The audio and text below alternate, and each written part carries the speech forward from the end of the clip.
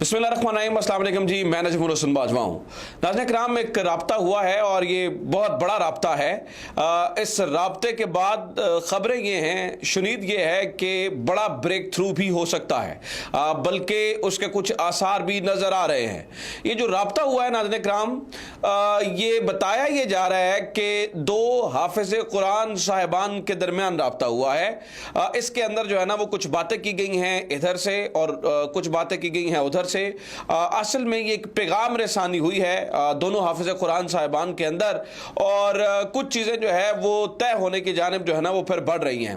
नाज़रीन किराम, ये जो जिस राब्ते की मैं बात बता रहा हूँ, ये दावा किया है मुबश्शिर बुखारी साहब ने। एक सीनियर जर्नलिस्ट हैं, रॉयटर्स के लिए लिखते हैं, द न्यूज़ के लिए लिखते हैं, वैसे भी एक बड़ा नाम है जर्नलिज्म में। गो के मैं इनके तमाम ख्यालात से जो है वो बिल्कुल अग्री नहीं करता हूँ, लेकिन जर्नलिज्म के अंदर इनका एक बड़ा नाम है। तो लिहाजा मुबश्शिर बुखारी साहब ने कहा है कि ये जो राब्ता है इससे बड़ी सारी राहें जो है वो खुल सकती हैं।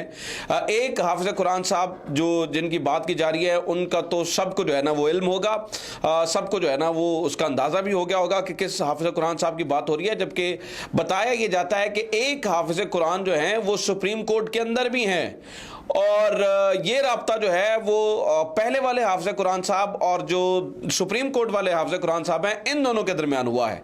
यहाँ पर क्या बातचीत हुई, क्या बड़ा ब्रेक थ्रू हो सकता है, किस तरह से ब्रेक थ्रू हो सकता है, वहाँ से क्या पैगाम आया, यहाँ से क्या जवाब गया, इसके ऊपर तफसीली जो है ना वो बात करते हैं। दूसरा नाज़रीन किराम, आज आपको पता है कि समाअत भी थी, वो 8 जजेस वाला जो बेंच है उसके ऊपर भी कुछ बातें हुई हैं। समाअत भी जो है ना वो अभी उसका बता दिया गया है कि जजेस की अवेलेबिलिटी देख के जो है ना वो हम इसको देख लेते हैं।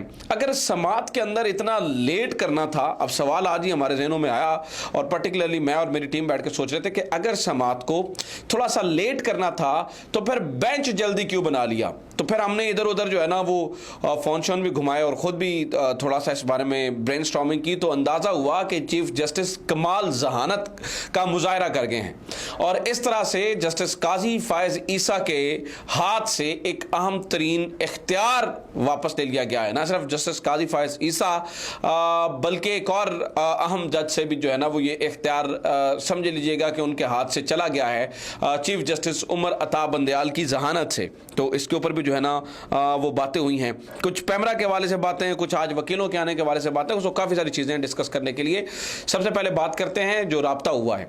नाज़रीन किराम, मुबश्शिर बुखारी साहब कहते हैं कि एक हाफिज़ कुरान जिनके बारे में कहा जा रहा है वो तो ऑब्वियसली समझ आता है कि chief of the army staff हैं जनाब जनरल आसिम मुनीर साहब, और जो दूसरे हाफिज़ कुरान हैं वो पता चला है कि वो चीफ जस्टिस साहब के बारे में बात की जा रही है, वो भी चीफ जस्टिस ऑफ पाकिस्तान भी हाफिज़ कुरान है। तो इन दोनों के दरमियान मुबश्शिर बुखारी जो कि सीनियर जर्नलिस्ट हैं वो ये बता रहे हैं कि पैगाम रसानी हुई है इधर से भी और उधर से भी। बात क्या की गई है नाज़रीन किराम, बात की गई है रिकन्सिलिएशन की, कि वहाँ से कहा गया कि जनाब आप बड़े सख्त मौक़िफ़ के ऊपर जो है ना वो डटे हुए हैं, थोड़ा सा पीछे हटिए ताकि जो हीट है, जो दर्जा हरारत, सियासी दर्जा हरारत जो है ना वो बढ़ा हुआ है, वो कम हो सके। लिहाजा जो पैगाम रसानी हुई है वो अभी तक की इतलात के मुताबिक पॉजिटिव है, और इसी वजह से मतलब ना सिर्फ ये कि थोड़ा सा सख्त मौक़िफ़ से दोनों साहिबान जो हैं वो दोनों तरफ से जो है ना वो थोड़ा थोड़ा पीछे हटें, जबकि इसके अलावा बताया जाता है कि ये भी चीज़ें जो है ना वो जिस तरह से मुबश्शिर बुखारी साहब जो है ना वो ये कह रहे हैं कि बैकडोर डिप्लोमेसी भी जो है ना वो जारी है। अब ये तमाम तर चीज़ें इमरान खान साहब को इंगेज करने के लिए नाज़रीन करीम जो है ना वो बताई जा रही हैं। बैकडोर डिप्लोमेसी यानी कि आपने देखा कि कुछ मुश्तरका दोस्त हैं इधर से भी उधर से भी, वो भी कोशिशें कर रहे हैं, उनकी जानिब से भी कोशिशें की गई हैं, उनकी जानिब से भी भरपूर जो है ना वो ट्राई किया जा रहा है कि चीज़ें आसान हो, और वो ये कर रहे हैं कि इमरान खान को कोशिश करके बिठा रहे हैं गवर्नमेंट के साथ कि आप गवर्नमेंट के साथ बैठकर जो है ना वो बातचीत निकाल लीजिए। आज आपने देखा कि मुझे ये लगता है कि ये बड़ा हाई लेवल राब्ता है। अगर मुबश्शिर बुखारी साहब सच बता रहे हैं और जिस तरह से, क्योंकि उनकी खबरें मैं बता रहा हूं कि उनके ख्यालात से मैं बिल्कुल अग्री नहीं करता हूं, लेकिन वो क्रेडिबल आदमी है, दुनिया के बड़े इदारों के साथ जो है ना वो काम कर रहे हैं, तो क्रेडिबिलिटी के ऊपर तो मेरा नहीं ख्याल कि जो है ना वो हमें को बात करनी चाहिए। और अगर वो ये सच कह रहे हैं कि ये राब्ता हुआ है तो फिर ये बहुत बड़ा ब्रेक थ्रू है। उसके बाद कुछ चीज़ें आप आहिस्ता आहिस्ता फिर बेहतर होती हुई भी देखेंगी।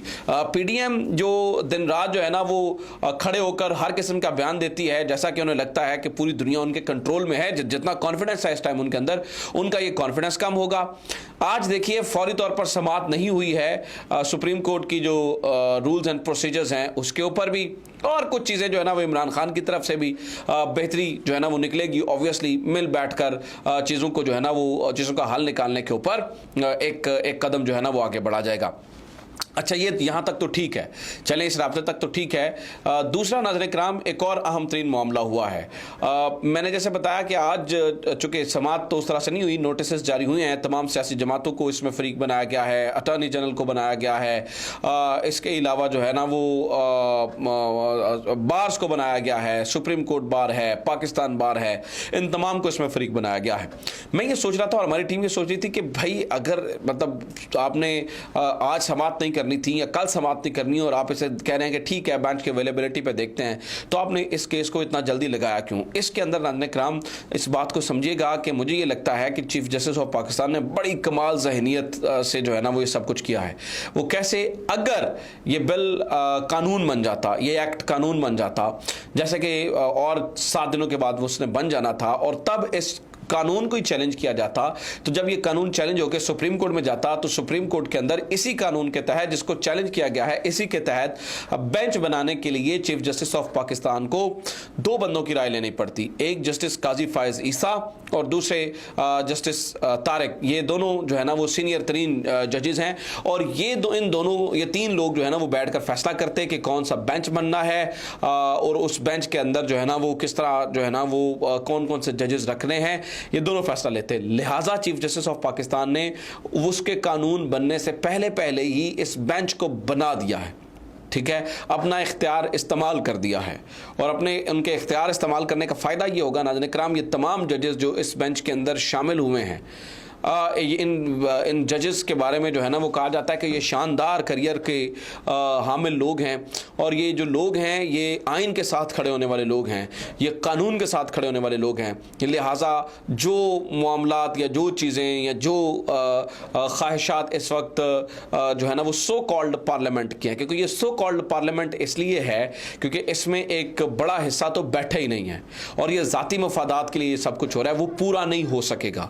लिहाजा चीफ जस्टिस ऑफ पाकिस्तान ने नाज़रीन किराम ये एक इंतहाई शानदार कदम उठाया है, बड़ा ज़बरदस्त कदम उठाया है। लिहाजा अब ये देखिए मोस्ट प्रोबेबली मंडे ट्यूसडे तक केस लग जाएगा, चलें उसके ऊपर लंबा भी चल जाता है, तो कानून बनने के बाद कम से कम इस बेंच की, ये जो बेंच बना है, इस बेंच की बनने को तो चैलेंज नहीं किया जा सकेगा ना। हाँ, हालांकि जस्टिस काजी फायज ईसा का दिल है, क्योंकि वो इस तरह की बात करते रहते हैं कि इनको जो है ना वो चैलेंज किया जाए, लेकिन इसको चैलेंज नहीं किया जा सकता। ये मुझे लगता है कि ये सबसे अहम बात जो है ना वो हुई है।